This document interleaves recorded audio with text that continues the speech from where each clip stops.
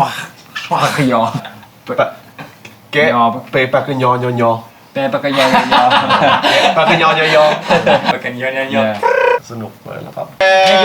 200%นะแล้วก็มารับตะเป๊ะใกล้เข้ามา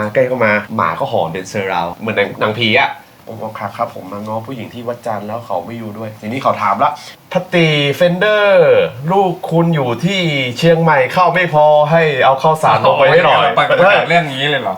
ดนตรีก็จะเป็นจิกอ่ะเหมือนคล้ายๆวีวิวร็อกอยู่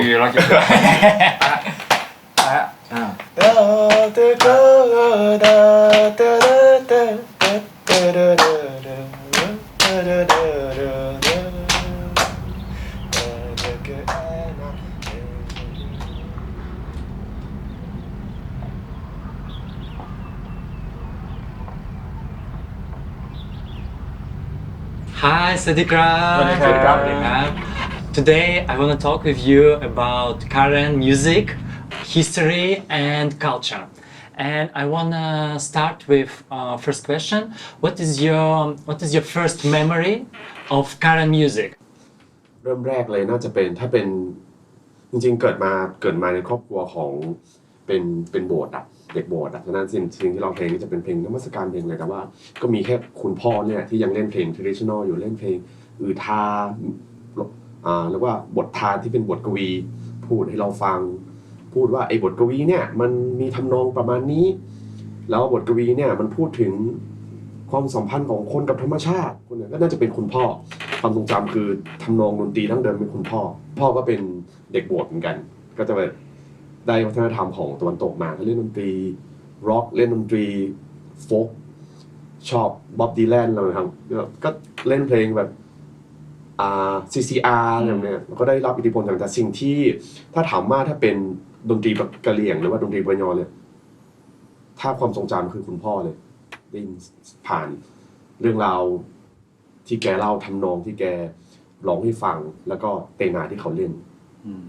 ประมาณนี้แล้วตอนไหนที่พ่อพี่คีจับเตนาแล้วเล่นแบบ traditional แบบจริงจังขึ้นกว่าเดิมพ่อบอกว่าพ่อเครื่องดนตรีอยู่ในหัวตลอดแต่ตอนนั้นน่ะมันก็เหมือนในยุคหนึ่งเราก็รู้สึกว่าเราชอบเพลงร็อกไงเราก็จะมีประเภทดนตรีเราชอบพอตกผลึกได้ประมาณหนึ่งพออายุเยอะก็รู้สึกว่าอยากจะเล่นอะไรที่ง่ายๆเรียบง่ายแล้วก็ทำให้มันอยู่ในความรู้สึกในความทรงจำในนั้นซึ่งสิ่งนั้นก็เป็นเตนาพ่อน่าจะหยิบผมเด็กอยู่แต่ว่าตอนที่พ่อวัยรุ่นน่ะพ่อไม่เล่นเตนาแน่นอนก็เหมือนผมวัยรุ่นก็ชอบเล่นกลองเล่นกีตาร์พอถึงวันนึงมันอยู่ในความทรงจำมันทำนองนั้นมันคุ้นหูแล้วก็รู้สึกว่าเวลาเล่าแล้วมันรู้สึกกลับมาเห็นภาพความทรงจำหนีไม่ได้ด้วยใช่พ่อก็น่าจะเหมือนคล้ายๆผมหนีไม่ได้ด้วยแล้วก็มันอินอ่ะมันอินมากน่าจะคล้ายๆกันแต่ว่าที่ผมจำความได้คือน่าจะผมจำความได้แต่ผมเห็นพ่อเล่นเตนาแล้วแต่นานๆจับทีหนึ่งค่อยๆจับแล้วหลังจากเนี้ย10 กว่าปีที่ผ่านมาเนี่ยพ่อไม่เล่นกีตาร์อีกเลยจะเล่นแค่เตนาอย่างเดียว10 กว่าปีที่ผ่านมาประมาณ20 ปี20 ปีนี่พ่อไม่เล่นกีตาร์ละเล่นแต่เตนาแต่เมื่อก่อนเห็นนานๆทีจับเตนาจะเล่นกีตาร์แกเล่นกีตาร์พริ้วมาก Wow. Yeah, I want to talk about this a little bit later. Yeah, about influences and etc. But yeah, Fender, what is your first memory? Do you remember that day? Can you describe it? That why were you here there? I mean,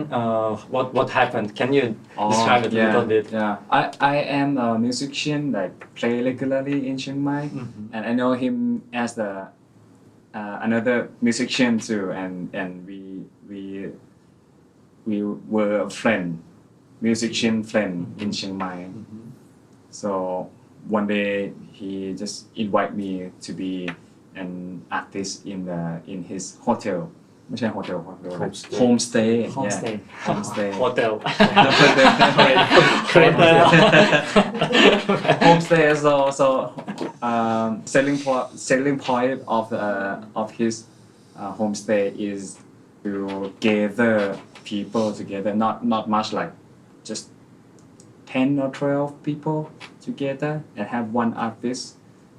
to stay together in two night 3 days.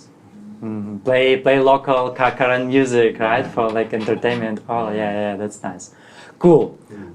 Clear. Go back to to your village. Can you please explain for people who doesn't know anything about Karen, how your culture and music in Karen culture are connected? For example, I know that you pass the stories of your ancients, some history through the music and the songs. Can you describe it, explain it a little bit better than me? ต้องย้อนไปก่อนว่าจริงๆผมอ่ะจะต้องบอกเสมอว่าผมเป็นปากยอจริงๆแล้วคุณพ่อคุณแม่ก็เป็นจริงๆแต่ว่าเป็นจริงๆของจริง ของแท้แพทยูกรี พันแท้เลยไม่มีผสมแล้วก็แต่ทำไมเราออกมาเจออะไรหรือว่าเรา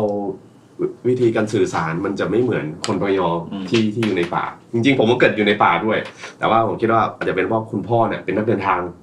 เป็นนักเขียนเป็นศิลปินด้วยออกไปเจออะไรเยอะแล้วก็เขาก็มากลับไปป้อนให้เราใช่ไหมครับมีอะไรดีๆก็เพื่อนๆแกก็จะส่งอย่างเทปเมื่อก่อนนี่เพื่อนพ่อคนไหนออกอัลบั้มเนี่ยก็จะส่งเทปมาให้แล้วคนที่ฟังคือคนนี้สมัยนี้เป็นซาวด์บาวเนาะเป็นเทปเราฟังซาวด์บาวเนี่ยสนุกเลยแล้วก็พอด้วยเราไม่มีอะไรโฟกัสเยอะเราแค่ฟังแค่เพลงฉะนั้นเราก็ซึมซับ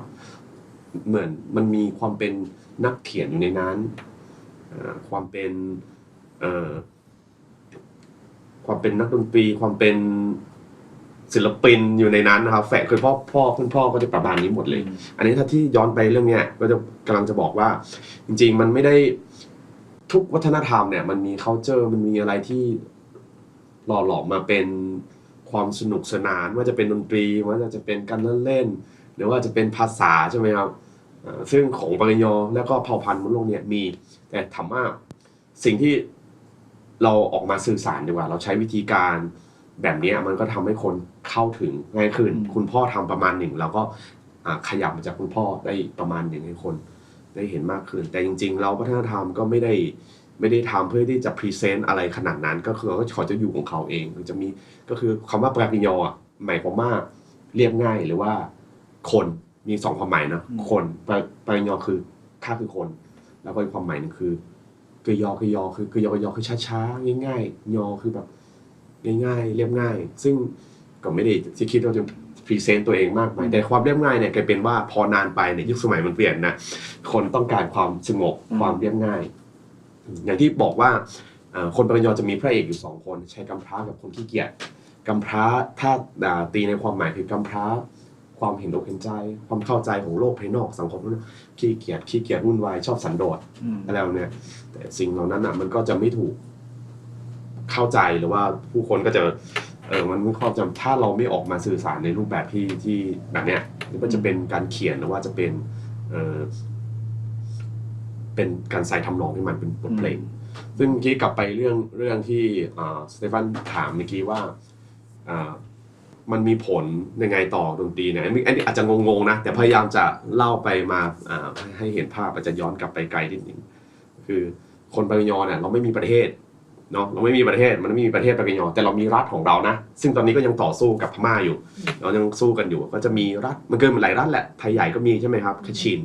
รัฐกะเหรี่ยงหรือว่าปากยอเนี่ยก็คือพูดภาษาเดียวกับผมนี้เราไม่มีประเทศเราไม่มีสื่อเราไม่มีสิ่งที่ประเทศไทยมีฉะนั้นเราก็จะค่อยๆหายไปแล้วก็สิ่งหนึ่งที่เรายังบันทึกประวัติศาสตร์ตำนานนิทานพวกนี้มันก็คือประวัติศาสตร์ของเราก็จะอยู่ใน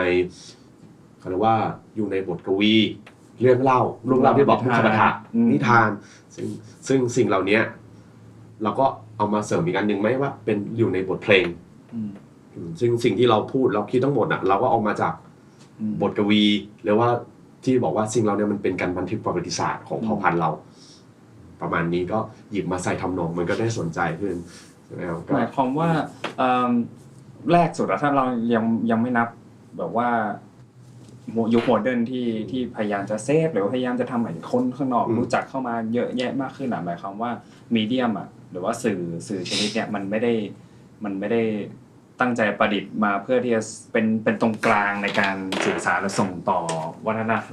นธรรมขนาดนั้นอย่างพี่บอกว่ามีเรื่องเล่ามีนิทานอะไรพวกนี้ใช่ไหมส่วนบทร้องที่เราร้องกับเตน่ามันก็ไม่ได้อยู่ในอันเดียวกันใช่ไหมหรือมันเพิ่งมาคอมไบน์กันทีหลังนะที่บอกทีหลัง มันเป็นส่วนหนึ่งในวัฒนธรรมเพราะวัฒนธรรมเป็นสิ่งกว้างๆใช่ไหมไอ้พวกบทกวีตำนานเรื่องเล่าพวกเนี้ยมันก็เป็นเขาเรียกว่า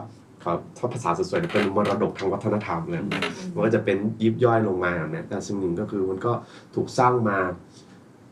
จะเกิดจากการทำซ้ำๆเนาะแล้วสร้างมามันออกมาเป็นเอกลักษณ์แล้วรู้สึกว่า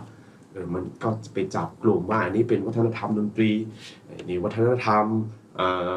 นิทานเป็นซึ่งทั้งหมดมันคือวิถีชีวิตนั่นแหละมันคือวิถีชีวิตทั่วไปเลยแล้วก็เวลาสืบทอดกันนะไม่ได้คิดมากแค่สืบทอดแบบรุ่นสู่รุ่น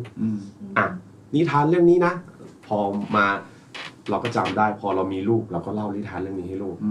ในนิทานอาจจะแทรกเป็นมีกุศโลบายมีเรื่องผีมีแบบเรื่องยักษ์เรื่องแล้วนี่นั่นเนี่ยมันก็อธิบายไปถึงความก้าวหน้าเทคโนโลยีที่กำลังจะเข้ามางูใหญ่ก็จะเป็นถนนอะไรแบบนี้ก็แทรกเข้ามาซึ่งมันก็น่าจะเป็นการถ้ามองไปลึกๆมันจะมีการทำนายล่วงหน้าด้วยนะว่าหลังจากนี้มันจะเป็นยังไงหรือว่าในยุคก่อนบรรพชนของเราเคยเจอแบบนี้แล้วในอีกรูปแบบหนึ่งแล้วพอมันเป็นสัญญามาก็คือมันก็เทียบเป็นรูปแบบได้ใช่มันก็สืบทอดมันซึ่งเนี่ยมันก็ลงดีเทลเยอะมากแต่ทั้งหมดทั้งมวลเนี่ยมันก็ไม่ได้คิดที่จะแบบพรีเซนต์คนข้างนอกเป็นแค่เหมือนสืบทอดมันเองมีข้างในเองการเล่นพื้นบ้านก็ปีใหม่ก็มาเล่นกันกระทบไม้ไผ่เครื่องดนตรีก็เตน่าเมื่อก่อนใช้ในการเกี่ยวพาราสีก็หยิบเตน่าแล้วก็พร้อมบทกวีเล่นให้ผู้หญิงฟังอะไรแบบเนี้ยมันก็จะเป็นแค่นั้นอยู่ในหมู่บ้านเมื่อก่อนปากยอถ้าคำว่าปากยอแปลว่าคนหรือว่าเป็นมนุษย์ปากยอเป็นมนุษย์แต่ถ้ายอคำเดียวแปลว่าเรียบง่ายชิวสบายแต่ใช่ครับยอซึ่งปลาเนี่ยมันแยกออกจากกันไม่ได้ครับมันคือเลยแต่ถ้าแยกคำหนึ่งออกจากก็คือมันจะเป็นง่ายยอเนี่ยแกะปลากระยอยอแกะปลากระยอยอเป็นคนง่ายๆยอคือง่ายๆแกะปลากระยอยอเป็นคนง่ายๆหลายยอเลยนะอะไรประมาณนี้ปากยอมันขนาดนี้มั้ยเนาะปากาเอาปากาA little bit French. Like yeah. French. No, that's is it? No, this is Italian. This is my spaghetti. This is Italian. Yeah. French is like baguette. Oh yeah. Baguette. If you're gonna say this guy is like easygoing guy. Pagkakayo is like easygoing guy. อะไรนะ Pagkakayo. แกะเปปากยอยอแปลปากยอปากยอยอ I love it. Pagkakayo. I love it. Yeah, that's all reminds me like when I traveled to your place, to Klipo, to Kalaya, and your dad, we're talking about your dad, right? Your dad play us these like ancient stories or different songs, and I love it very much. Like around the campfire, it's so beautiful. And actually I have my own story about your dad. Like when I travel to Doi Intanon, to different Karen tribe, there was a guy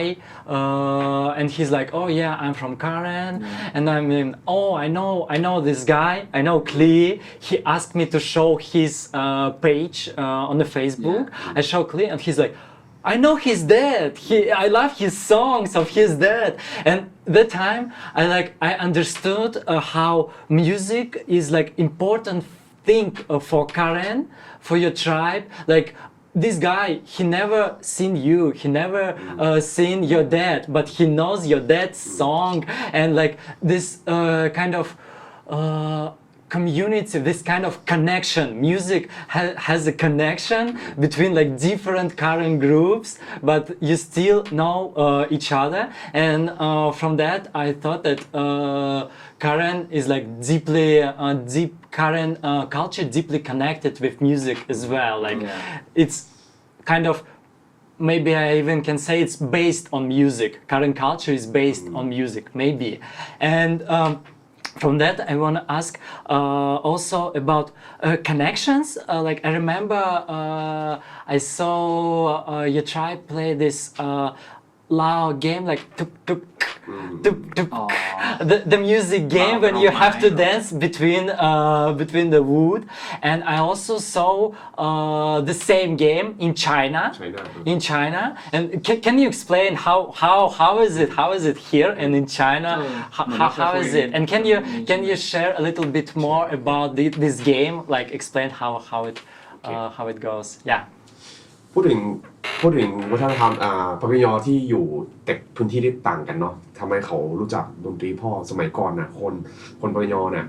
เขาจะฟังวิทยุมันจะมีวิทยุจะมีภาษากะเหรี่ยงภาษาปากยอนี่แหละแล้ววิทยุเนี่ยก็จะเป็นทุกคนถึงเวลานี้ทุกคนต้องฟังประกาศไม่มีข่าวไม่มีมือถือไม่มีอีเมลอะไรนะก็จะว่าลูกหลานฉันจะประกาศอะไรไหมเข้าพอไหมสมมติประกาศว่าพัตตีเฟนเดอร์ลูกคุณอยู่ที่เชียงใหม่เข้าไม่พอให้เอาข้าวสารลงไปให้หน่อยประกาศเรื่องนี้เลยเหรอประกาศเลยว่าลูกคุณไม่สบายอะไรหรือว่าเกิดอะไรขึ้นแบบนี้ก็ทุกคนก็จะฟังหรือว่าบางคนฟังแต่ว่าประกาศไปอีกหมู่บ้านหนึ่งที่เขาจะไม่รู้เขาจะเดินไปบอกว่ามันเกิดอะไรขึ้นแบบนี้ซึ่งแล้วมันจะมีช่วงที่เป็นดนตรีภาษาปากยอกะเหรี่ยงฉะนั้นอ่ะแล้วยุคนั้นอ่ะน่าจะเป็นไม่กี่คนอ่ะศิลปินเนี่ยแล้วเป็นพ่อที่ทำเพลงเยอะมากแล้วก็ทุกคนจะได้ฟังเพลงพ่อฉะนั้นไม่แปลกอะไรที่คนปากยอทั่วไทยจะรู้จักคุณพ่อทองดีทั้งที่ไม่เคยเห็นหน้าอะไรประมาณนี้ก็คือวิทยุได้ยินชื่อได้ยินเพลงใช่มาแล้วก็อีกอันหนึ่งที่บอกเมื่อกี้ว่าเมื่อกี้อันที่2ลืมเดี๋ยวนะเป็นการเล่นทำไมที่ประเทศจีนก็มีเขาเรียกว่าตาจิกลิปากยอเรียกว่าตาจิกลิคือกระทบไม้ไผ่เนี่ยระบำไม้ไผ่เรียกได้เนาะก็คือคนไทยเรียกว่าลาวกระทบไม้เหรอใช่ไหมลาวกระทบไม้ซึ่งถามว่าถ้าจะเล่าถึงประวัติศาสตร์นะว่าคนปากยอได้รับอิทธิพลมาจากไชน่าแล้วนี่นั่นแต่เราพอมันก็พูดได้เพราะว่าเราอพยพมาจากทางจีนเนาะจีนยูนานเนี่ยอันนี้คือยาวแล้วประวัติศาสตร์แต่ว่าสิ่งที่ผมคิดเองนะว่ามันมีทุก culture แหละเพราะมันเป็น easy ในการหาวัสดุแล้วก็มันมีจังหวะของมันดังนั้นอ่ะญี่ปุ่นก็มีนะแล้วก็มีการเล่นคนใช่การเล่นไม้พายแบบนี้ตาจิผู้ภาษาปากยอแล้วตาจิกลีนะครับแล้วก็ของปากยอก็มีของลาหูก็มีของคนเมืองล้านนาก็มีภาคกลางก็มีนะเป็นภาคกลางก็มีเป็นวัยรุ่นกระทบคมแฝกมีลาวกระทบไม้ใช่ไหมมีวัยรุ่นกระทบคมแฝกใช่นั่นแหละก็ใช้กำลังกันใช้กำลังนั่นแหละมันก็เลยคิดว่าน่าจะเป็นเรื่องของมันเป็นการเล่นที่ง่ายแล้วก็ทำได้ทันทีเลยแล้วก็มันสนุกอ่ะฉะนั้นมันก็จะมีหลายแบบนะทั้งแบบนี้ด้วยแล้วก็ทั้งเอาไม้แบบตีแบบเนี้ยจะมาพร้อมกับจังหวะใช่มีเฉพาะจังหวะ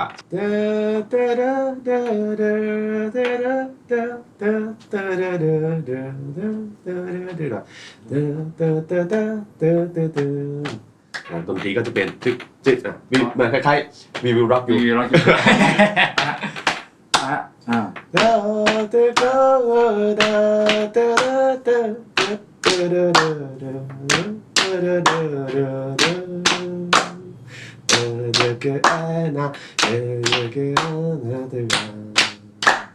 easy แบบ basic มาก And what is the words what does it mean lyrics หรือว่าจะแบบพูดถึงความรักความสนุกสนานความสามัคคีคือมันมีเป็นเพลงเฉพาะอยู่แล้วหรือว่าบางทีก็มีอิมโพไว้อารมณ์เหมือนจอเหมือนอะไรเงี้ยมีจังหวะแล้วก็ร้องไปเลยแบบนั้นหรือว่ามันมีเพลงเฉพาะของมันถ้าการเล่นเนี่ย อันนี้ผมไม่รู้ว่าทางปาริญญาฝั่งที่รัฐกะเหรี่ยงนะเขาจะมีการเล่นนั้นมันยังไงแต่ว่าผมเกิดมาเขาก็จะเปิดเพลงประกอบละเปิดเพลงวิธีประกอบแล้วก็ร้องแบบง่ายๆมีแค่เพลงนี้เพลงเดียวที่ผมได้ยินมาแต่ว่าเหมือนทางรัฐกะเหรี่ยงเนี่ยเขาจะมีจำนวนประชากรเยอะมากแล้วก็จะมีเขามีหมู่บ้านยังมีกลองม้าโหระทึกมียังการเล่นสมัยก่อนนะคือแบบเขาได้รับอิสรภาพจากอังกฤษสมัยก่อนนะเขาก็เหมือนยุคแรกๆก็ยังแยกย้ายกันปกครองดูแลเผ่าพันธุ์ดูแลรัฐของตัวเองได้ดีประมาณหนึ่งฉะนั้นการรักษา culture ของปาญญารุ่งเรืองมากในยุคนั้นนะครับของปาญญามีกลองมโหระทึกมีเครื่องดนตรีเต้นหน้ามีของค้อนใช่ไหมเขาเรียกว่าค้อนคือแบบมีปีใหม่ปาญญาทีนี่อลังการมากเลยเขาบอกว่าปีใหม่ปาญญาเนี่ยต้องเอาช้างเนี่ยไปผูกไว้ในหุบเขาแล้วก็วัวควายหรือว่าต้องผูกไว้ดีๆแล้วหมูเนี่ยต้องล้อมรั้วดีๆเพราะว่ามันการเฉลิมฉลองมันสนุกมากอ่ะมันสนุกมากแล้วก็มันเสียงดังมากถ้าคือแม้กระทั่งหมูหมาเนี่ยก็ร้องจนสลบไปเลยอ่ะมันเสียงดังมากแล้วก็ช้างก็ต้องเอาไปไว้อยู่ในหุบเพื่อว่าจะให้มันตื่นแล้วก็ทำร้ายคนแล้วเนี่ยแบบเคยไปสัมภาษณ์ทำงานวิจัยแล้วก็จะว่าในวัน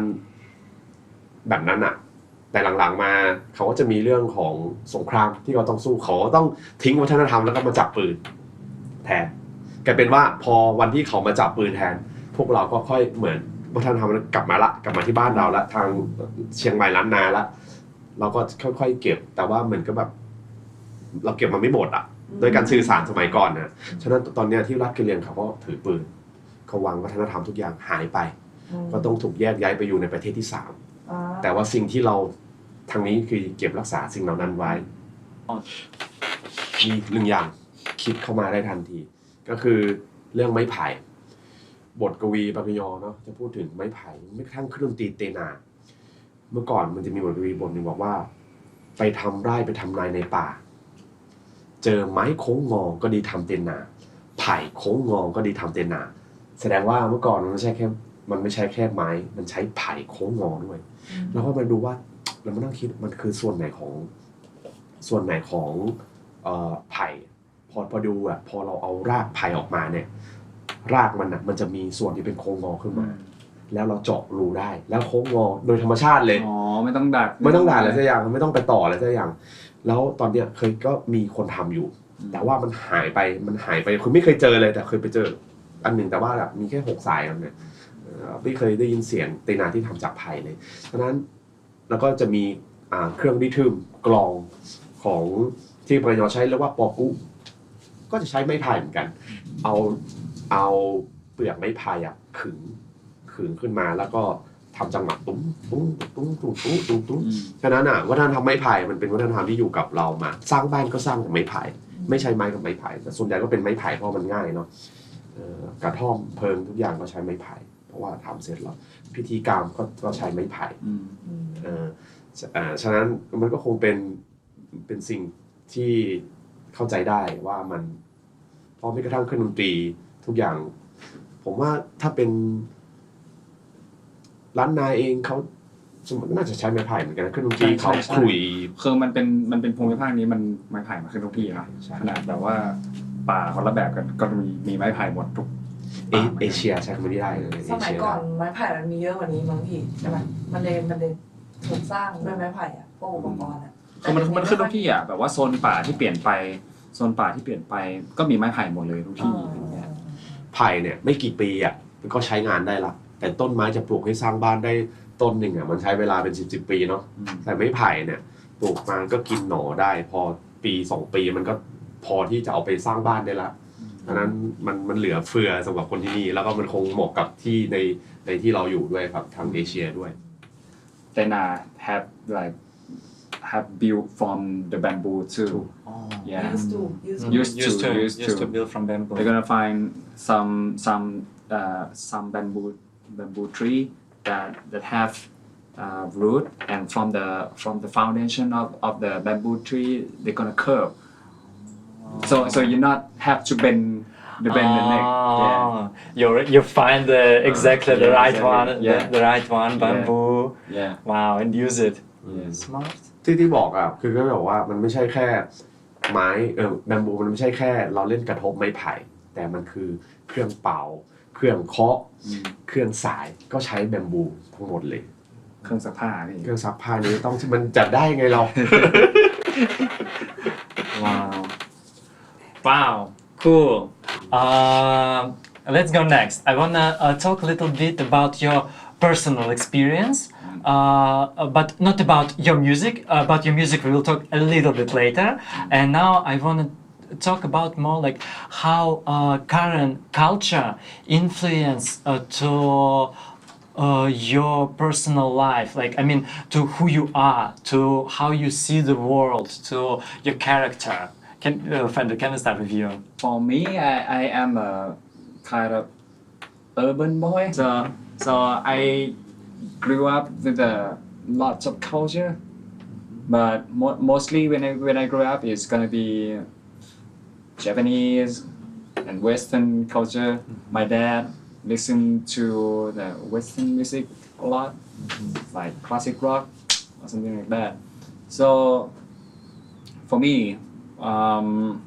my direction is quite gonna go to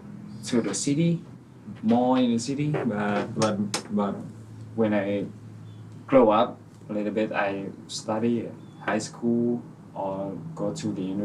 university. I go to Bangkok. Very first time, I feel shocked. Big city. Big city, too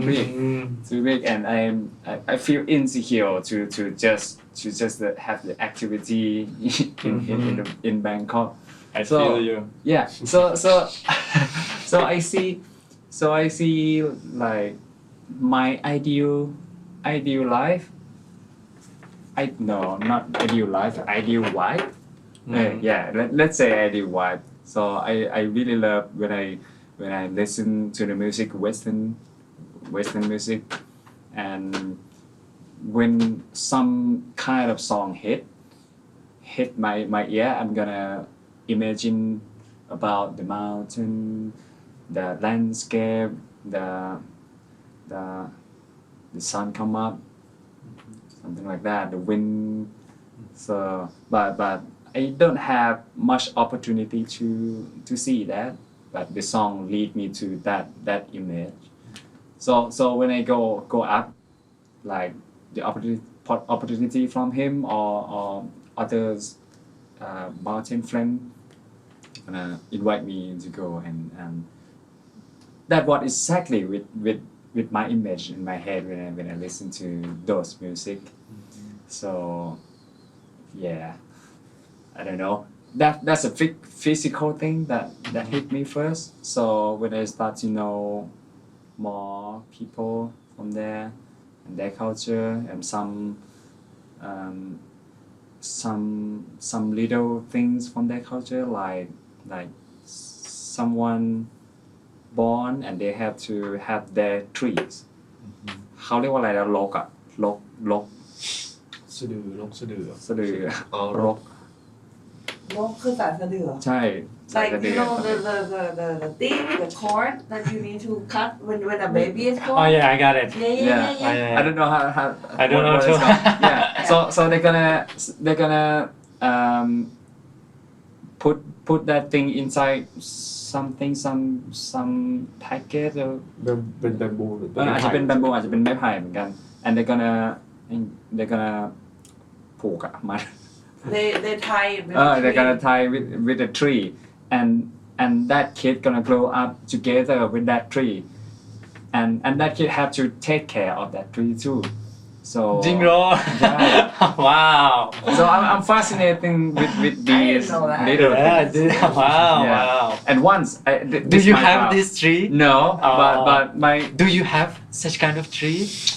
โอ้ no No. my old friend have Your invite old me. friend. My old friend have invite me to have those kind of tree, but I didn't born Yeah. in that place, Yeah, so I yeah. did deny it because I'm not sure if I can respond Mm-hmm. Let's- For this tree, yeah. this tree well. Yeah, so yeah, Oh, wow. It's interesting. yeah. So with every these little things make me feel like I got a roots. Yeah, because I when I from what I grew up, I'm an urban boy and I move a lot. I don't have my real house, real home, something like that. I feel like I have no roots. But when I found those things, I feel like, oh, maybe I can build my own. Yeah. Part So, of this. yeah, part of this whole culture, this whole landscape again. Yeah. So it makes me have the hopeful feeling for my life again. Wow.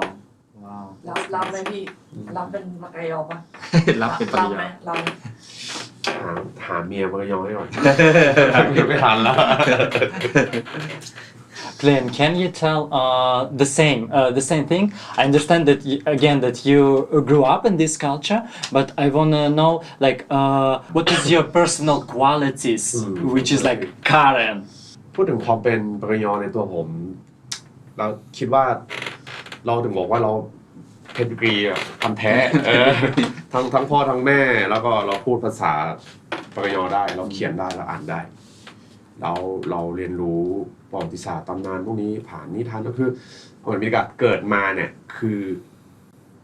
เกิดมาในหมู่บ้านปริญญาไม่มีไฟฟ้าไม่มีถนนจะอยู่ในบทเพลงบ้านพตีเนาะตื่นเช้ามาต้องเหยียบโคกระเดื่องเสียงไก่ขันก็ต้องตื่นละใครตื่นช้าก็ขี้เกียจตื่นมาปุ๊บสิ่งที่ความสนุกของเราคือการไปไร่ไปนาเวลานั้นเราไม่มีฮอตวิวหรือว่าความสนุกแบบเล่นเกมเล่นเราไม่มีคือฉะนั้นความสนุกคือเอาหนังกระติกไปยิงนกพอโตขึ้นเป็นวัยรุ่นสักมต้นมปลายจะจับปืนได้ก็ต้องไปล่าสัตว์เป็นกิจกรรมของสมมติว่าไปโรงเรียนอันนี้กันโอเคเข้าใจแล้วเข้าใจว่าโรงเรียนเข้ามาแต่ว่ามันก็มาแต่แค่โรงเรียนส่วนใหญ่ครูที่สอนเนี่ยก็จะเป็นคนปริญญาหมดเลยส่วนใหญ่นะแบบ80%น่ะก็ไม่แปลกอะไรที่คนบนดอยพูดไม่ชัดเพราะว่าครูก็พูดไม่ชัดอะไรแบบนี้ก็เลยคิดว่าทั้งหมดเนี่ยเหมือนเราได้สัมผัสทุก culture ทุกช่วงเวลาของปริญญาตั้งแต่ไม่มีไฟฟ้าไฮไฟ Facebook IG ซึ่งเราอยู่ในอาจจะเป็นช่วงเวลารอยต่อที่เราอยู่ที่มันเร็วมากในช่วงเวลานี้เร็วมากเราอยู่ในทุกช่วงเวลาเราตั้งแต่เราฟังวิทยุฟังเทปฟังซีดี ไหนจะเรื่องถนนอีกใช่ถนนก็คือเราอยู่ในทุกช่วงเวลาซึ่งโอเคถ้าเป็นคนปริญญาเกิดในสมัยนี้อาจจะไม่ทันละอาจจะไม่ทันเขาเรียกว่าอะไรนะเกิดทันแบบยิงนกเดี๋ยวนี้นกเหลือน้อยยิงไม่ได้เดี๋ยวก็โดนเดี๋ยวก็โดนว่าอะไรใช่อยู่ในบทกวีนกหรือว่าทำสวนทำไร่เขาไม่ทำกันละเขาต้องลงมาข้างล่างหาเงินอะไรกันเพื่อตั้งใจเรียนเอาปริญญาซึ่งที่บอกว่าเราเหมือนเราเสพทุกโมเมนต์ของปริญญาทุกช่วงเวลาประมาณหนึ่งที่คนปริญญาคนหนึ่งจะประสบจะได้เจอจะได้ประสบการณ์ซึ่งผมก็ทำหมดแต่สิ่งหนึ่งที่ผมพูดเมื่อกี้ว่าอันนี้ต้องยกข้อดีให้คุณแม่กับคุณพ่อผมนะที่ผมเป็นปริญญาที่ดูออกมาแบบร่าเริงพูดคุยแบบคล้ายๆบอกว่าเฮ้ยมึงเป็นปริญญาจริงปะวะเนี่ยใช่ไหมมันจะมีคำถามนี้ว่าเฮ้ยคนปริญญาเป็นแบบนี้แล้วปกติเข้าไปในป่าต้องยกความดีให้พ่อแม่ด้วยพ่อแม่ตั้งใจเรียนหนังสือแม่ผมเมื่อก่อนเดินจากกาลยามาเรียนหนังสือที่เนี่ยต้องนอนในป่า2 คืนแม่ผมตั้งใจเรียนหนังสือจนขอจบแค่ตอนนั้นป .6 ป่ะไม่แน่ใจสักอย่างเลยครับป .7 เลยป .7 แล้วก็เขาให้เป็นครูแล้วพ่อไม่มีใครไปสอนหรอกกาลยาต้องเดินไปคนข้างล่างไม่มีใครไปสอนเขาได้เป็นเหมือนแม่ก็ตั้งใจเรียนจนได้เป็นครูพ่อก็เป็นนักเดินทางฉะนั้นน่ะแต่ก่อนพ่อจะเป็นนักเดินทางพ่อเป็นครูนะลาออกจากครูแล้วเดินทางคือเหมือนทั้ง2 คนก็แบบก็พัฒนาตัวเองตลอดเวลาพอมาถึงเราก็เหมือนเราได้รับสิ่งเหล่านั้นโดยธรรมชาติแล้วก็อาหารการกินทุกอย่างพอเขาได้เจอเยอะเขาก็บำรุงเราดีกว่าคนอื่นแต่ถามว่าพอไปโรงเรียนหรือว่าออกไปข้างนอกเราใช้ชีวิตปกติแต่พอเข้าบ้านปุ๊บเราก็จะมีประสบการณ์รองรับเราการสื่อสารพูดคุยเพื่อนฝูงพ่อแม่ก็จะเป็นอีกกลุ่มหนึ่งที่เราได้เรียนรู้ผ่านพวกเขาฉะนั้นเราก็เลยบอกว่าถ้าถามว่าในความเป็นปริญญาผมปริญญา100%ผ pedigree เลยครับ 100% แค่ 100% ใช่ 100% 100% Karen แค่เวลาออกไปข้างนอกเวลาไปสื่อสารไปพูดคุยเนี่ยคนก็จะมองก็จะมีความสงสัยเพราะหน้าอาจจะหน้าผมด้วยเปล่าหน้าไม่เหมือนไม่ค่อยเหมือนปัญญาเพดิกรีว่ะ เหมือนแล้วเหมือนโอป้าคนญี่ปุ่นนี่ อาจจะเป็นว่า พี่คีเหมือนฝรั่ง ใช่ไหม เขารู้สึกอะไม่เหมือนคนไทย เหมือนคนต่างชาติอะ อืม มันรู้สึกมันไม่ใช่คนไทยอะ มึงใช้คำว่าพูดว่าเหมือนฝรั่งนี่คือมึงเหมือนประชดอ่ะ ไม่ใช่ไม่เหมือน เข้าใจนะ ความฟอร์เรนอะคือ Martian alien yeah มูเซเคียน มุสเกียนพ่อแม่น่าจะเป็นพ่อแม่นะพ่อเราเป็นแบบนี้เพราะมันก็เลยส่งมาที่ แต่ก็ด้วยความที่ชีวิตพี่คีก็แบบได้มาลงมาเรียนข้างล่างเรียนดนตรี แล้วก็ แต่คือม .6 เลยนะคือจบม .6 เลยอ่ะคืออนุบาลถึงม .6 อ่ะถึงจะได้ออกมาอยู่ม .6 แต่18-19ป่ะถึงได้ออกมา 18 ก็คือ 18 ปีนี่คืออยู่ในบ้านป่าเลย แปลแบบยาวอยู่ You think that you never answer in Facebook is it Karen no no it's just him okay เอาแบบนี้ผมฝันเป็นภาษาปากยอ oh he dream in Pagayo language oh That's how ปากกายอ he is oh Pagayo not Karen same word yes คาเรนกะเหรี่ยงเป็นสิ่งที่คนอื่นเรียกเรา แต่เราโอเคเข้าใจได้เพราะว่ามันต้องเข้าใจเหมือนกันเนอะแต่เราเรียกตัวเองว่าปากยอแค่นั้นเองเรียกอันไหนก็ได้ แต่เราก็ภูมิใจนำเสนอในชื่อที่เราเรียกตัวเอง ซึ่งเขาเจอต่างกันไงคือก็ต้องจำเป็นต้องแยกนะ ใช่ต้องแยกแต่พอมันเป็นคำว่ากะเหรี่ยงเนี่ยอันนี้ผมเสริมเนาะพอมันเป็นคำว่าปากยอแล้วคาเรนอ่ะก็ต้องบอกว่าคาเรนอะไรอีกเพราะว่าคาเรนมันมีmany คาเรนมากเลยเนาะคาเรนจอคาเรนโปคาเรนเบรมันมีแบบ6-7 กลุ่มอะครับกะเหรี่ยงคอยาวอ่ะก็เรียกว่าคาเรนลองเน็ก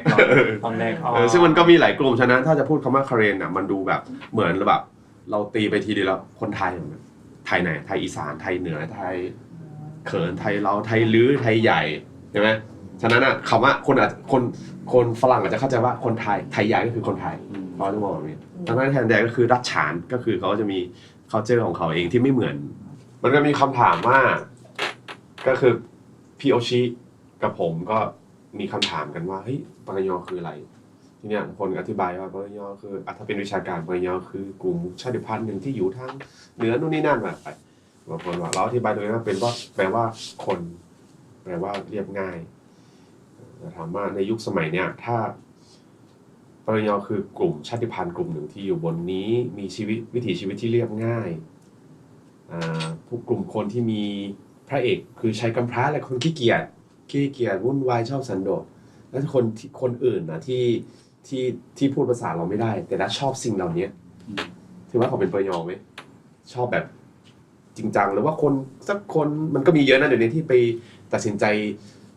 ออกจากมหานครไปอยู่บนดอยไปอยู่กับวิถีชีวิตชอบก็คุกคลีกับก็อยู่บนนั้นได้เลยมีความสุขคนพวกนี้เราสามารถเรียกขอปยอได้ไหมหรือแม้กระทั่งวันหนึ่งคนปยอที่เป็นปยอทางสายเลือดเนี่ย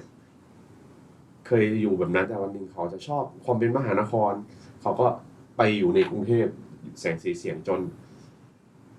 ไม่เหลือภาษาไม่เหลือคือแบบชอบตรงนั้นละเนี่ยและคนพวกเนี้ยเราจะยังเรียกเขาว่าปากยอไหมมันเป็นแค่เหมือนเป็นคำถามเล่นๆขึ้นว่าแล้วที่จริงแล้วปากยอคืออะไรในยุคสมัยเนี้ยเราจะมาคุยกันได้ไหมปากยอเป็นอะไรแล้วใครเนี่ยบอกเป็นวันหนึ่งเป็นอาจจะเป็นปากยอของแท้ก็ได้แบบไปอยู่บนดอยใช้ชีวิตทำหน่อไม้กินได้เข้าป่าหาหนอนกินเองอะไรแบบเนี้ยอันนี้นะผมได้ยินมาว่าบ้านสเตปเปิลอ่ะก็แบบว่ามีเป็นป่าสดเหมือนกันเพราะว่า When I went to Klipor first time it was so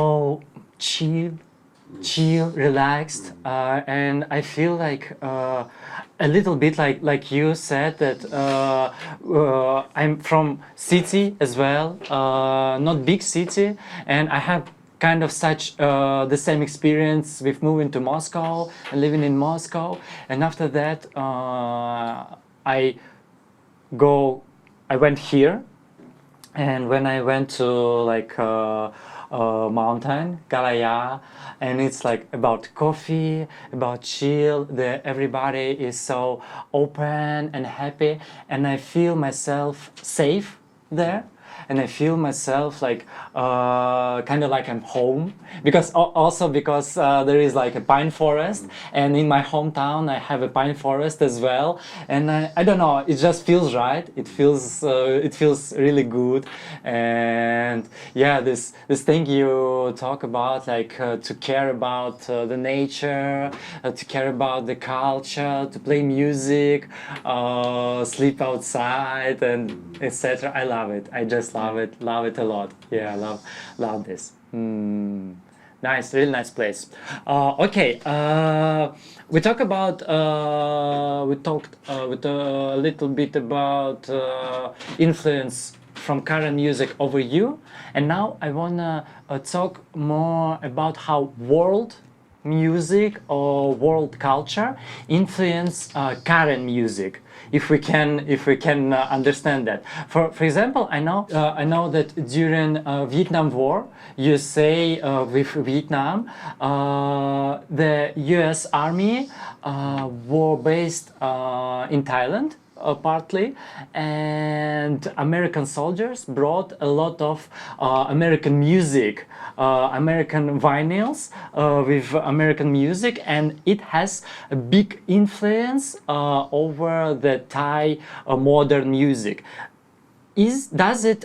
have the influence over current music as well? And if not, maybe something else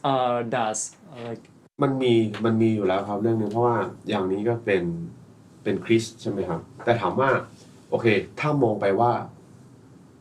วัฒนธรรมจากตะวันตกอเมริกามันจะเป็นมาพร้อมกับมีความเชื่อด้วยเนาะความเชื่อเป็นคริสเตียนคริสตังแต่ถ้าถามว่าอีกมุมหนึ่งก็มีวัฒนธรรมทางอินเดียก็มาพุทธใช่ไหมทางพุทธแบบนั้นฉะนั้นคนพยอมมีทั้งพุทธคริสต์แล้วก็ยังนับถือดั้งเดิมแต่ผมมองว่าสู้เทคโนโลยีไม่ได้เทคโนโลยีเนี่ยคือเป็นความเชื่อแบบไม่ใช่ความเชื่อเทคโนโลยีเป็นสิ่งหนึ่งที่มาแบบแรงมากมาแป๊บเดียวเองทำให้ลูกตอนเป็นพูดเป็นคริสต์คนบางอย่างอยู่ด้วยกันได้แต่พอเป็นเรื่องเทคโนโลยีมาปุ๊บเนี่ยอยู่ด้วยกันยากใช่ไหมเหมือนเพลงพี่บอยที่แบบไม่ค่อยคุยกันด้วยซ้ำพ่อแม่ก็แบบแยกจากที่ร่วมคันโตกกินข้าวด้วยกันอะไรแบบนี้ก็แยกกินข้าวเพราะทุกคนต่างมีเพื่อนใหม่คิดว่าถ้าจะเป็นถ้ามองว่า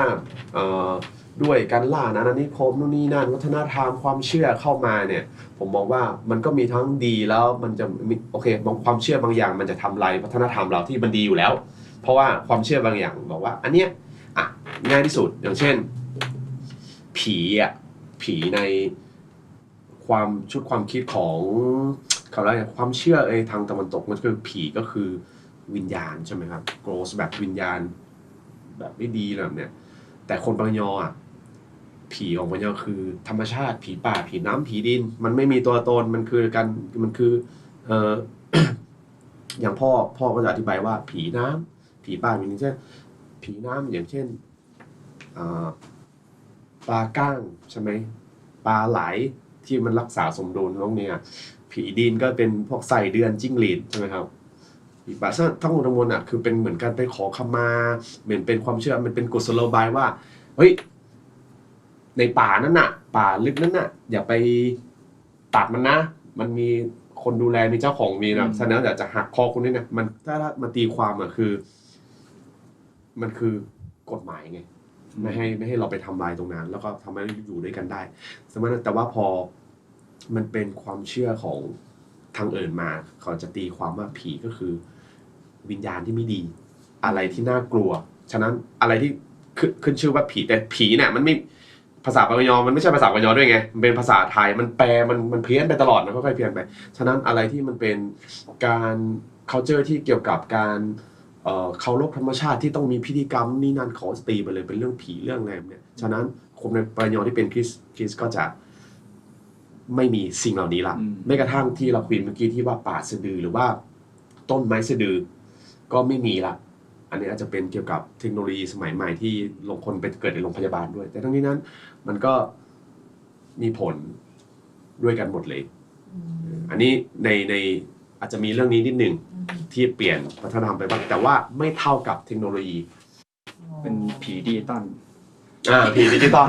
มาแบบมองไม่เห็นไงอันเนี้ยจริงๆเนี่ย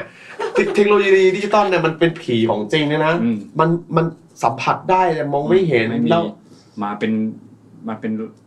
สัญญาณอะ สัญญาณได้อันนี้จริงเป็นผีของจริงนะ Okay, we will talk about ghost a little bit later. More on this question. Yeah, but now go back to music. Like I think you said that this American music influenced a lot your music as well. Yeah. Is it true? Can you? Yeah, it's true. From Vietnam War, right? And they have like army base in Thailand, and they bring the American music, British music, Western music, and to come and lots of entertainment industry happen around the base. Like so the musician have to practice a lot of Western music and to play in a bar that have the soldier GI come around. That's the foundation of the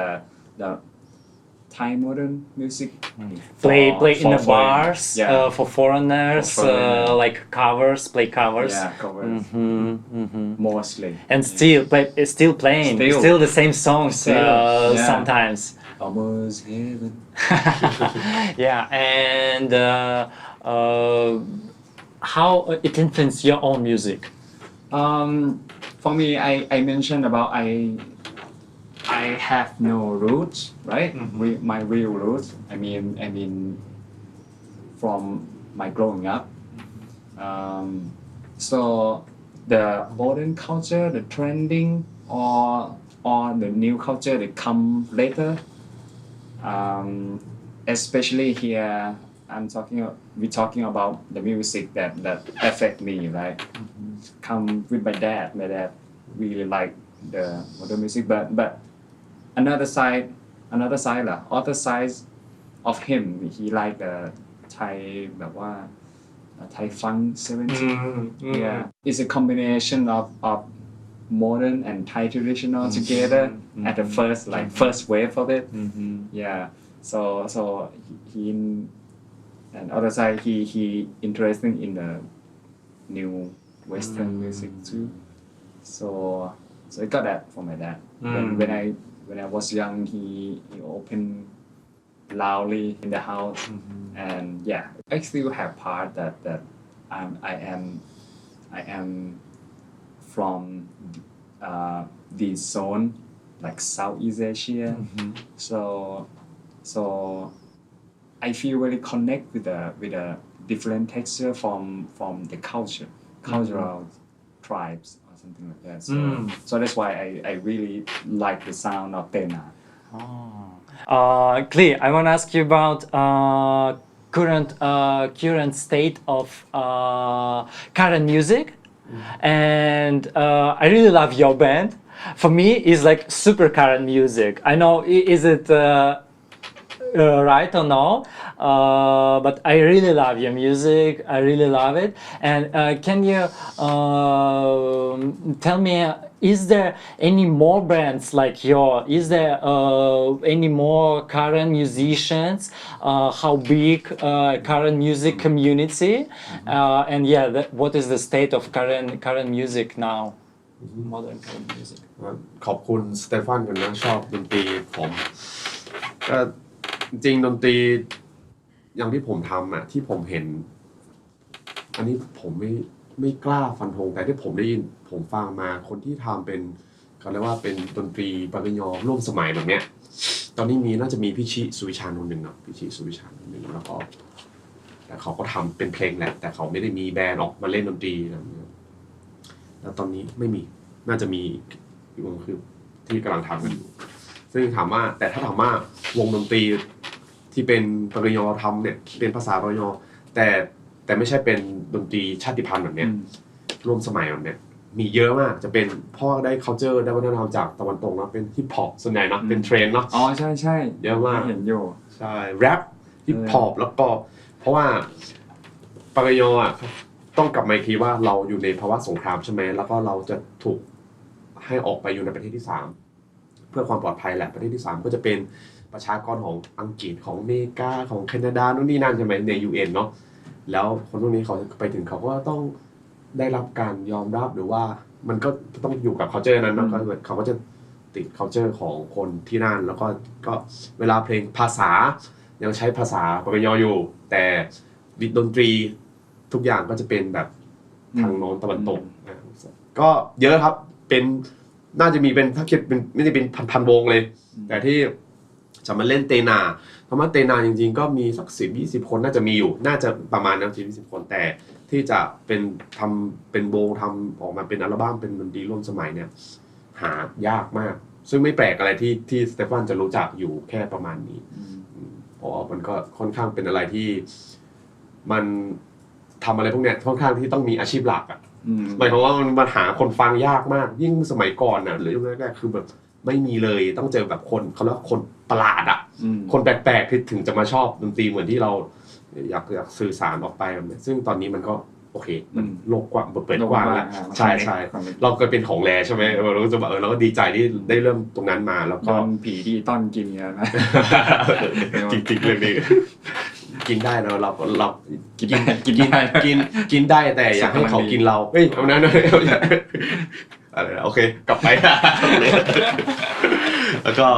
เมื่อกี้กลับไปพูดถึงวงที่ทำเนี่ยกำลังคิดว่าสิ่งที่เราทำเนี่ยมันพูดถึงว่า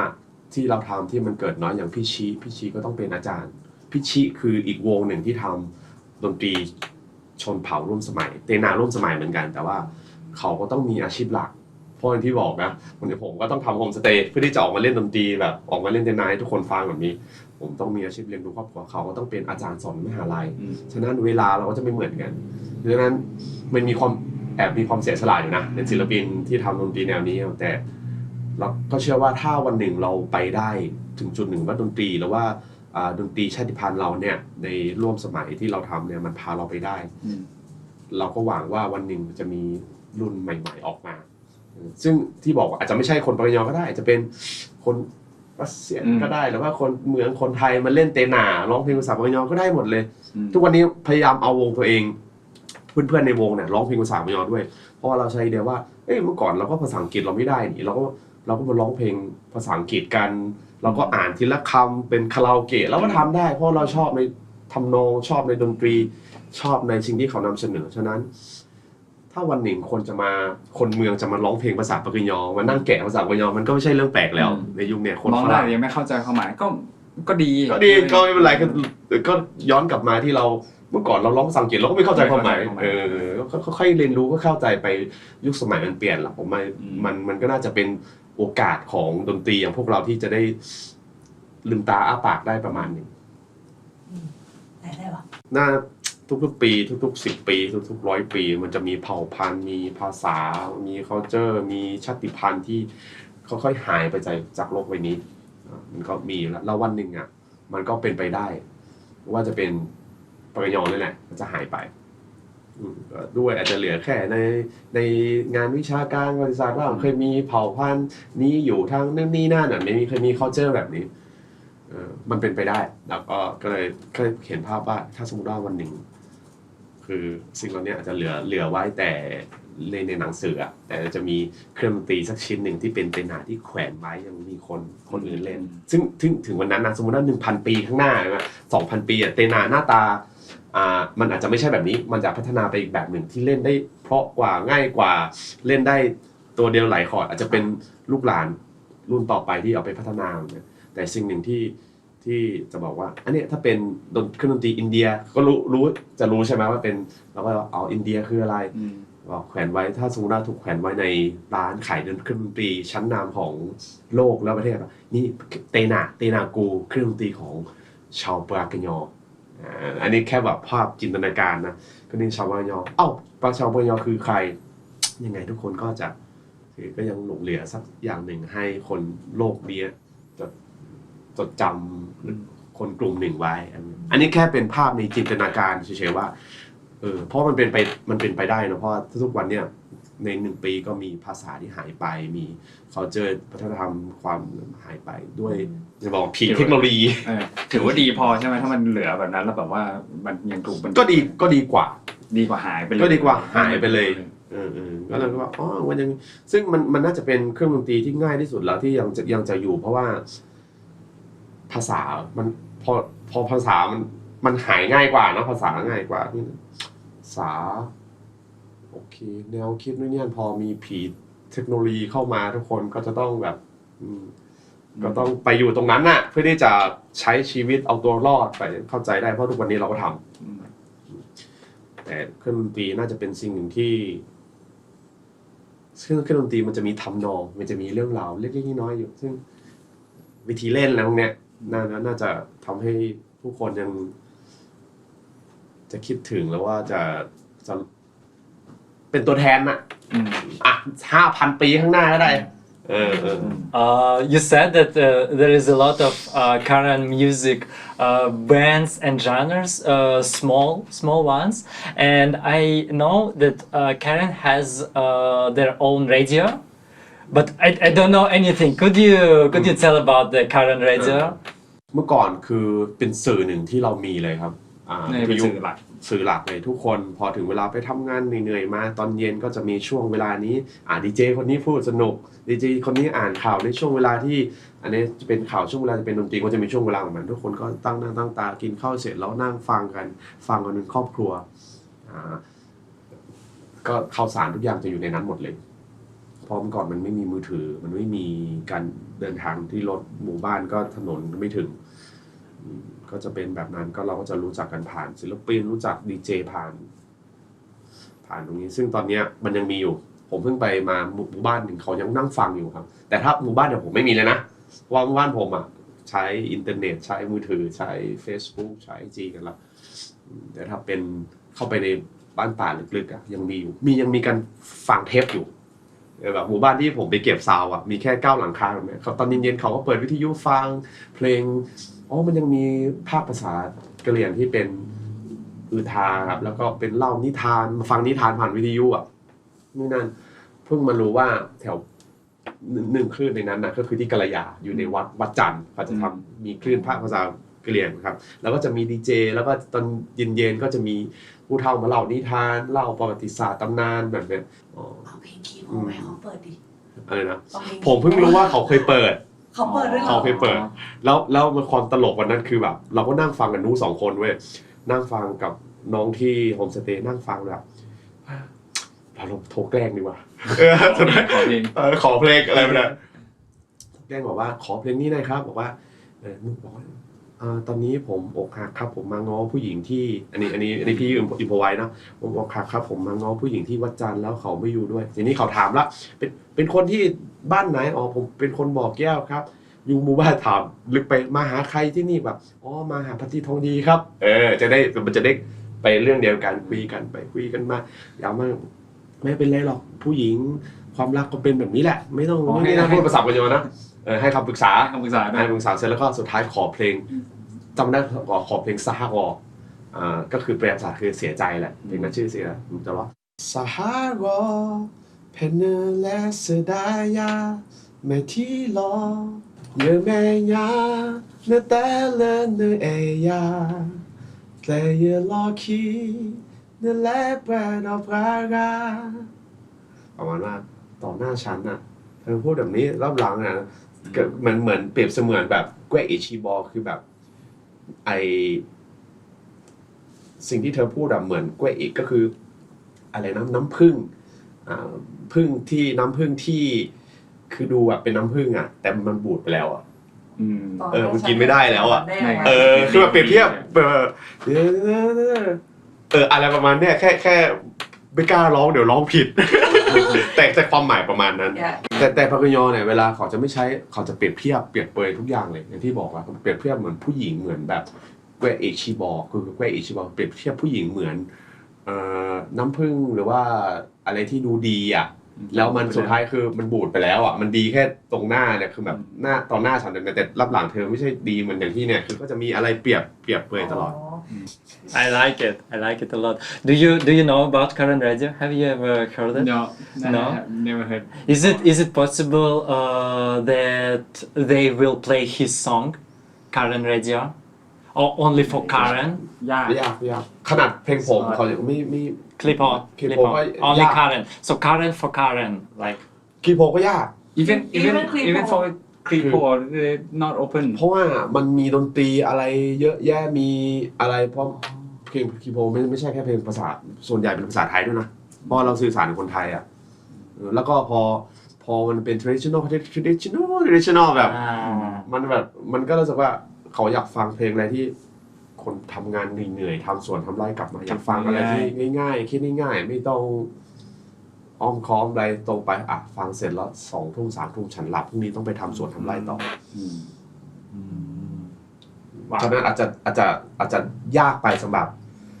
แต่ถ้าเป็นหนุ่มสาวยุคสมัยเนี้ยอาจจะเพราะว่าเพลงเราไม่ได้สื่อสารกับคนปากยอแต่เราสื่อสารกับคนเมืองเอาเรื่องราวปากยอสื่อสารกับคนเมืองคน Maybe you should have your own Karen radio station. Start Karen radio. yeah. For modern in นี่ Facebook. ขอเวลาของเราหนึ่งจัดเป็นภาคภาษาปากยอเลย แล้วก็เอาคนออเดียนก็คือคนปากยอที่อยู่ในเชียงใหม่ทั่วประเทศนั่นแหละ ทั่วโลกด้วย บางทั่วโลกเลยบอกว่าเนี่ยดีเจเปิดเพลงปากยอนะอะไรแบบเนี้ย Yes. good idea Yeah. Yes, we're gonna do it. We're gonna do it. Yes. Yeah, Tampa Wow. And We'll help also you. in Russia. In Russia. In Russia. Yeah. In Italian. Italia. Yeah. France. Italia. A little bit off top, maybe question, but I cannot not ask about it. I have to ask about Tape Ghost. Tape Ghost.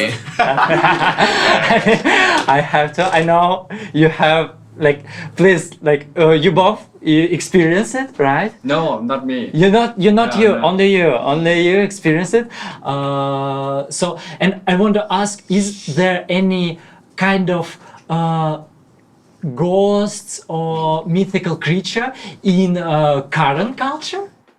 เมื่อกี้พูดถึงตะเปเพราะว่าทุกคนไปอ่ะเราก็เลยบอกเราอยู่ในป่ามันก็จะแล้วมันจะมีเวลาที่เรานั่งคุยกันอะไรแบบนี้เนาะคือแล้วมันเป็นประสบการณ์ที่เจอตัวเองผมกับนู่นแหละคือแต่ดีวันนั้นน่ะอยู่4 คนแต่เจอหลายรอบแต่รอบนั้นหนักที่สุดก็คือเราอยู่กัน4 คนแล้วก็มีแขก2 คนเล่นผมกับนุแขก2 คนก็ไม่ยอมไปนอนข้างบนนอนข้างล่างแล้วนู่นนอนข้างบนแล้วกลางคืนมาสรุปเลยคือประมาณสักตี 3นั่นเนี่ยมีเสียงมาทีเนี้ยสิ่งเซนเพราะว่าเราเคยได้ยินมาตั้งแต่เด็กแล้วว่าตาเป๊ะมันจะแกล้งเรานู่นนี่นั่นเป็นแบบนี้เลยเราก็แบบพ่อแม่ก็เล่าให้ฟังเราก็เลยแบบได้ยินเสียงมาแล้วแต่ว่าเสียงเนี่ยมันมาที่แรกมาแค่ตัวเดียวนะไกลๆก็มีใกล้เข้ามาจนอยู่ที่ห้องน้ำอ่ะไอ้ตรงนั้นน่ะแล้วก็มีมา 4-5 ตัวทีนี้คือเราเริ่มกลัวแล้วก็แขกเราก็ตื่นมาแบบผวาแล้วก็ก่อไฟก่อฟืนหาฟืนไอ้เราก็นู้นตื่นมาแต่นู้นก็บอกผมได้ยินอยู่แล้วเหมือนไหมแล้วก็เลยทุกคนก็แต่ทีเนี้ยเสียงที่บอกเรียนแบบเสียงมาแต่ว่าผมถ้าเสียงที่ใกล้เคียงที่สุดเป็นเสียงไฮยีน่าเสียงไฮยีน่าหลายๆตัวที่แบบกินซากกันอยู่กินอะไรแบบแต่ว่าทีเนี้ยมันไม่ใช่ไฮยีน่าข้างล่างแต่มันทีนี้พอเราทุกคนลุกขึ้นมาเหมือนกับแบบเขาไม่รู้ว่าตกใจแล้วว่าเขาก็มากันเยอะขึ้นแต่ทีนี้กระโดดต้นสนละไปขึ้นบนต้นสนละทีนี้จากข้างล่างแป๊บเดียวเองวินาทีก็ไปอยู่ต้นสนแล้วเหมือนเขย่าต้นสนกันนะเป็น10ตัว20-30ตัวมาแบบทีนี้เราก็เลยแบบเราคุยว่าก่อไฟทุกคนก่อไฟเรา4 คนก็ก่อไฟกันแล้วก็ทีนี้เหมือนในหนังเลยแบบหมาก็หอนเป็นเซอร์ราวครับหมาแบบหมู่บ้านนี้แบบหอนแบบเหมือนหนังผีอ่ะปุ๊บและนี่คือปกติเวลาชอบอัดเสียงอยู่ไงไม่เข้าใจว่าทำไมเราไม่อัดเสียงถ้าปกติถ้าเป็นคนแบบเสียงพิเศษแบบเนี้ยจะอัดแล้วแต่ด้วยความตกใจใช่ทุกอย่างคือแบบเป็นห่วงเรื่องชีวิตแล้วก็มันมีความตลกอันนึงที่บอกว่าเราก็เลยบอกแขกไปว่าคือแม่เคยบอกว่าแม่เคยเล่าให้ฟังว่าตาเป้เนี่ยมันทำอะไรคนไม่ได้แต่มันจะชอบแกล้งคนเสียงดังอะไรแบบแต่ว่า ถ้าอย่าให้รอดขาเรานะถ้ารอดขาเราเนี่ยเราจะตาย แค่อย่างเดียวมันเป็นแค่ตำนานเรื่องเล่าแหละเราก็เลยไปเดินเลยเจ๊ ก็เลยทุกคนก็เดินแบบนี้ด้วย แล้วก็พอก่อไฟใหญ่ขึ้นมันก็จะค่อยๆหายไปทีละแต่ว่า ตอนที่เราก่อไฟเราหาฟืนกันนะมันเขย่าต้นไม้เสียงดังเหมือนไฮยีน่าเป็นหลาย10ตัวเขย่าต้นไม้แล้วก็ตกใจกันมากแล้วก็เช้ามาก็เลยไล่ไปถามชาวบ้านที่หน้าแถวนั้นไม่ใช่ไล่ไปถามดิเคยถามแล้วแต่ไม่ได้คำตอบแต่ว่าเนอขับรถเราไปบอกว่าสุดท้ายก็คือตรงนั้นน่ะเขาเรียกว่าห้วยตะเป๊ะก็คือเหมือนแบบก็มีเรื่องเล่าของชาวบ้านอยู่แล้วก็เขาไม่ค่อยไปอยู่กันแต่ว่าอย่างที่บอกนะมันก็แค่ก็ยังไงถ้าเป็นมันมีหนังของญี่ปุ่นที่สตูดิโอจิบิใช่ไหมที่มันมีหนังในเรื่องใช่ที่มันจะมีด้วยแล้วก็มันจะมีหนังเรื่องหนึ่งแบบจำไม่ได้แล้วที่มันเป็นเหมือนตัวเล็กๆขาวๆแบบอยู่ตามต้นไม้คือแบบเหมือนเป็นดวงวิญญาณของต้นไม้หรือว่าธรรมชาติแบบเนี้ยที่คอยอยู่พอคนตัดต้นไม้มันก็จะค่อยๆหายไปทีละตัวชื่อนาเวนะ อันนี้น่าจะเป็นโตโตโร่ถ้าเกี่ยวกับต้นไม้อะไรประมาณเนี้ยผมก็เลยรู้สึกว่าพอสเตฟานถามเรื่องนี้รู้สึกว่าเล่าเรื่องนี้มันก็แปลกดีเพราะเราไม่เคยคุยเรื่องนี้กันแบบจริงจังแบบนี้เลยน่าสนใจ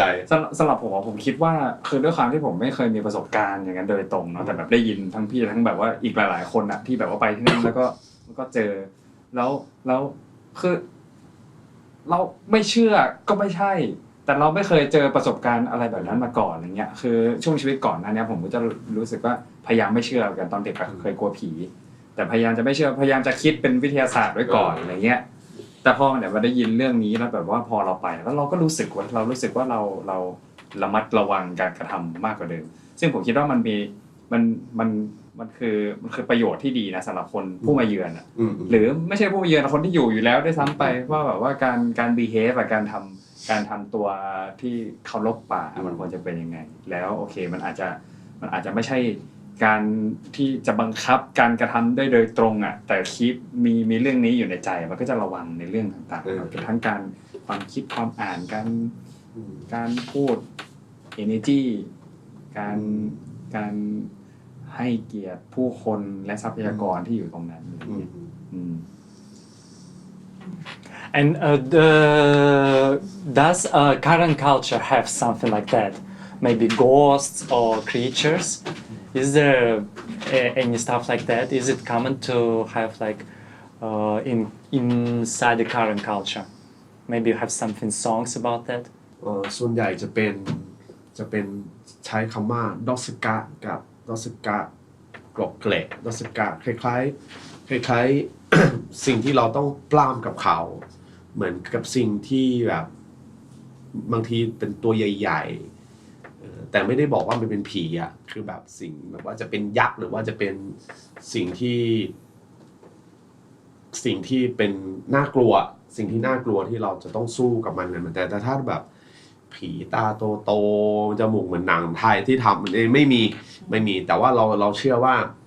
พอมาถอดบทเรียนพวกนี้จริงๆอ่ะเรื่องเล่าพวกนี้จริงๆอ่ะมันคือมันเป็นกุศโลบาย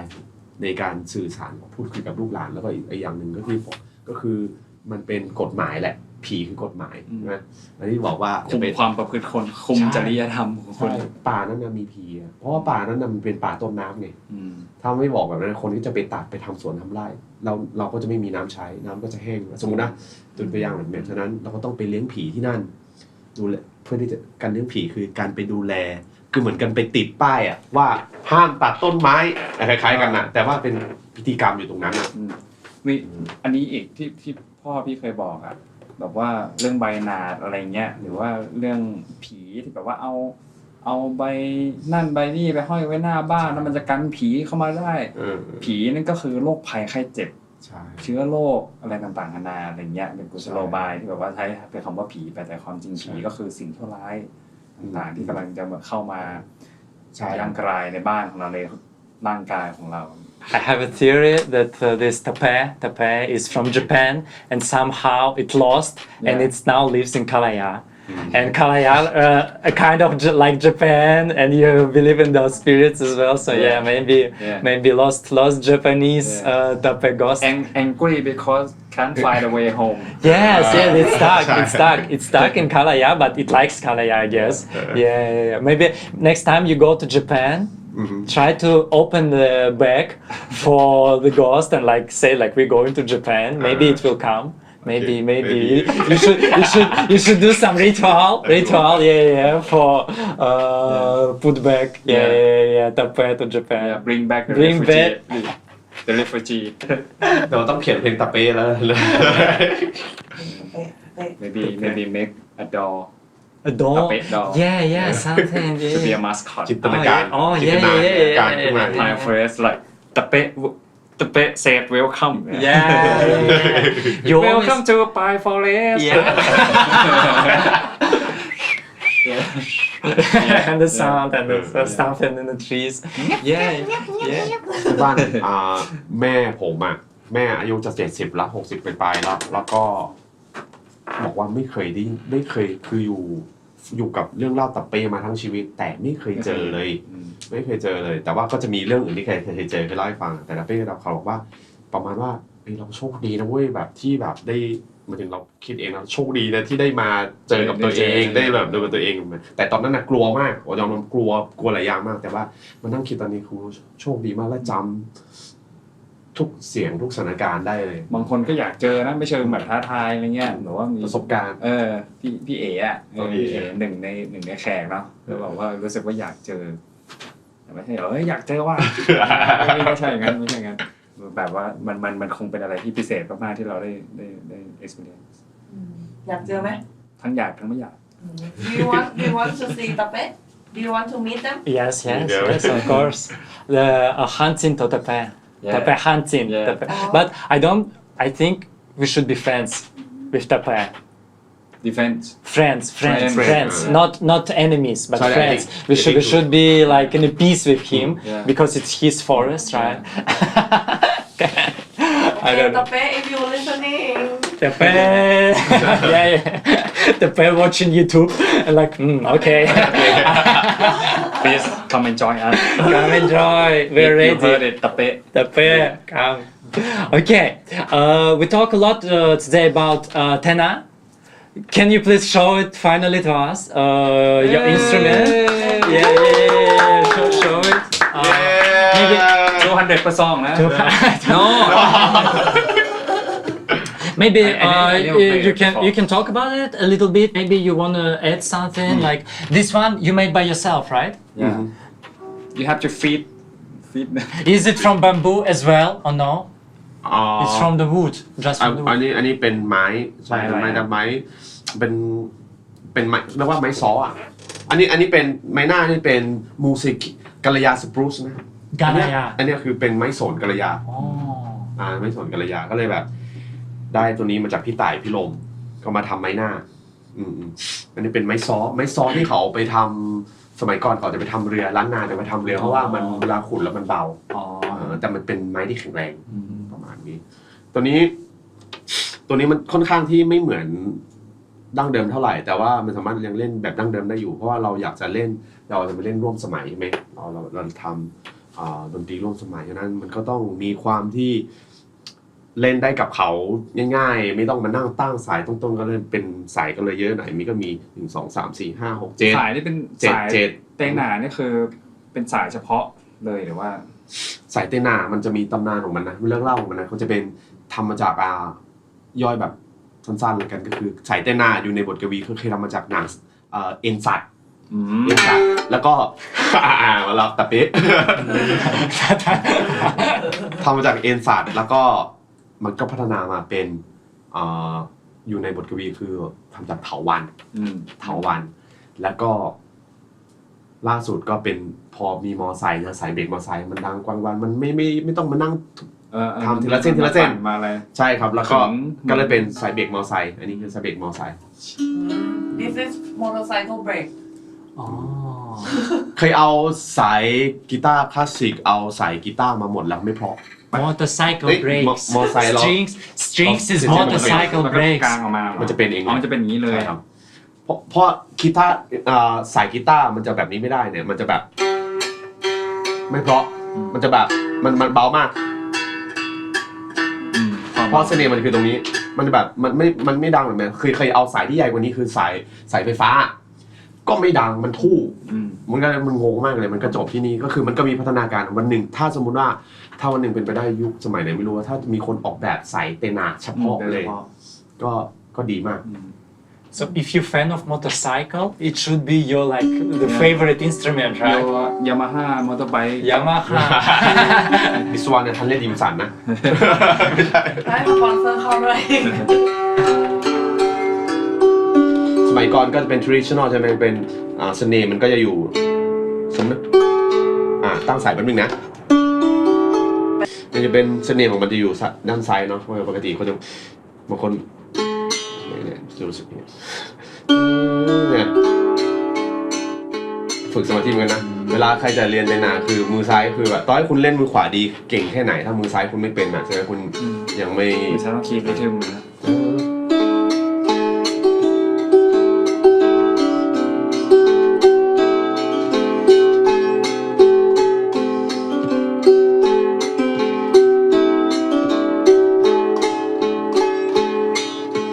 มือซ้ายสำคัญมากฉะนั้นจะเล่นเพลงอื่นหรือว่าคีย์อื่นก็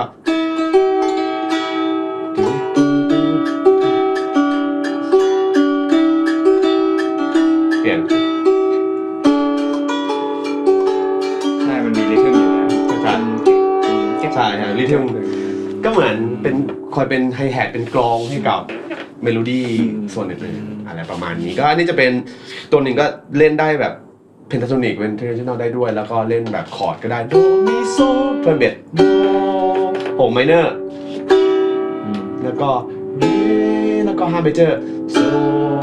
โดอะไรแบบนี้ก็จะง่ายแล้วก็ได้ประสบการณ์ได้เรียนดนตรีสากลก็มันจะมีคอร์ดที่สามารถเล่นได้1 4 5อะไรแบบนี้มันก็เล่นกับ relative minor ของมันเลยมั้ยรู้สึกว่ามันก็พอไปสู้ไปเล่นกับเครื่องดนตรีอื่นวัฒนธรรมอื่นได้ประมาณนี้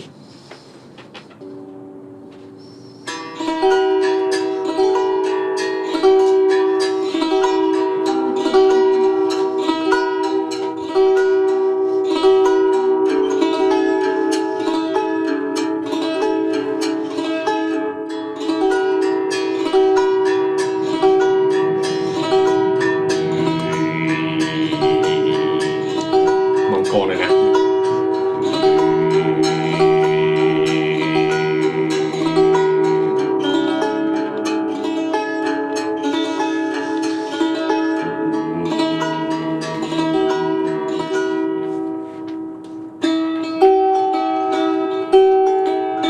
ไก่บ้านขานกลางป่าใหญ่เกินย่อโพกลางป่าใหญ่เตนาส่งเสียงคุณครูเย็นมาให้คิดถึงบ้านเกิด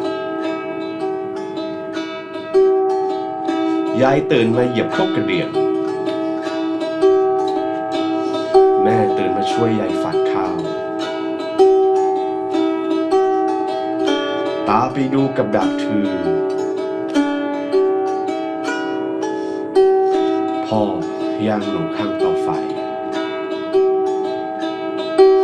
พาทิโพไม่ฟังใครเสียงจากใจไม่ต้องพูดเข้าป่ายิงนกอย่างเพลิดเพลินนกสดาหายไปในเมืองบ้านดอยคิดถึงเงียบเหงาชอโอเลิกว่าดูปูKenyo po lepuado pu Tenaku sose kru kru Klise yu tilaka pu Sha om lepuado pu Kenyo po lepuado pu Tenaku sose kru kru Klise yu tilaka pu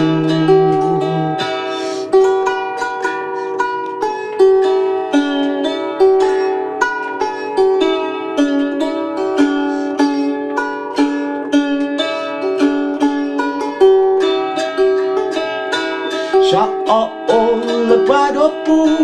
kenyapo padaku dan aku sesekru-kru klise tilakaku